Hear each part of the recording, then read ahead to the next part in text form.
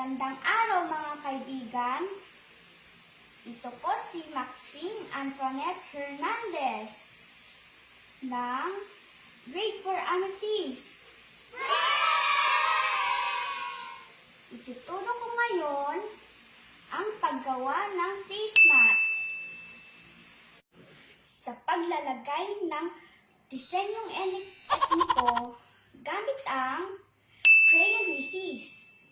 Tara, simulan na natin. Sabayan niyo ko. Unang step, maghanda ng mga kagamitan. Katulad ng crayon, pencil at eraser, watercolor, paintbrush at watercolor.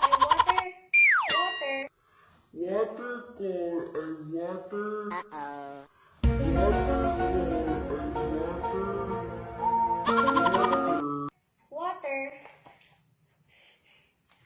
at ruler kung kinakailangan at 1/4 cartolina.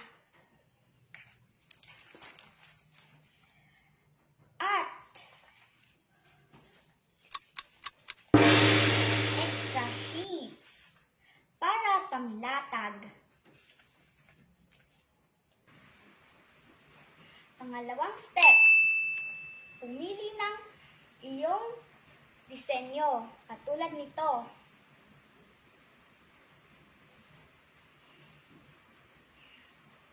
Yan. Pangatlong step, iguhit ang napiling disenyo sa papel katulad nito.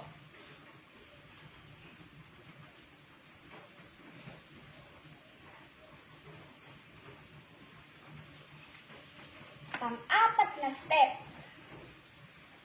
ilipat ang napiling disenyo sa cartolina or cardboard. Meanwhile,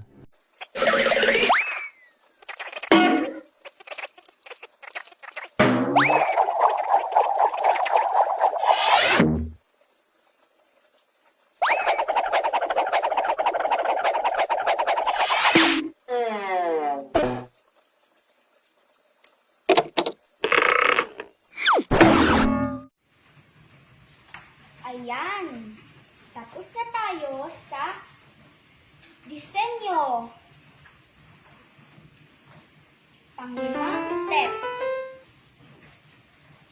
kulayan na natin ang disenyo gamit ang Crayola. Siguraduhin magiging ito at makulay.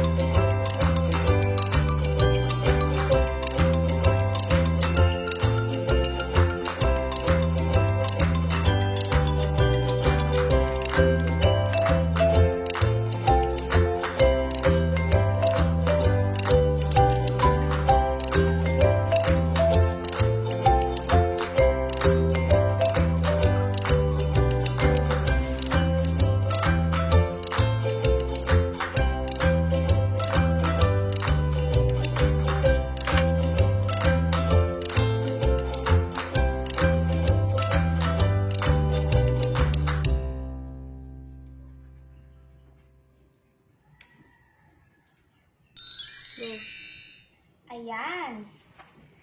Tapos na tayo. Pang-ito.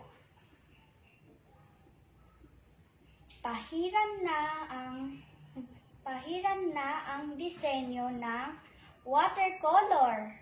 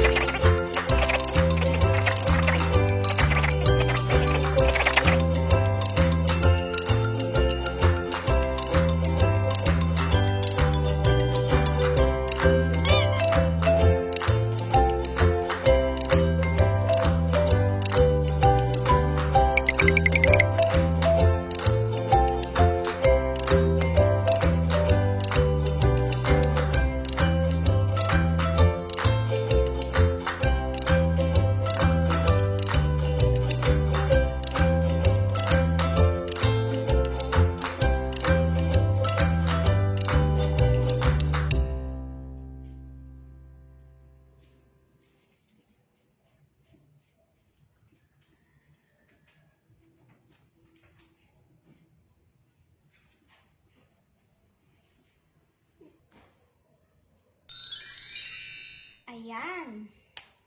Tapos na natin ang ating disenyo. Papatuyuin muna natin ng konti. A few moments later. Ito na po ang aking finished product ng Plismat na may disenyong etniko gamit ang crayon resist. Again, this is Maxine Antoinette Hernandez. Don't forget to share, like, subscribe. Till next time!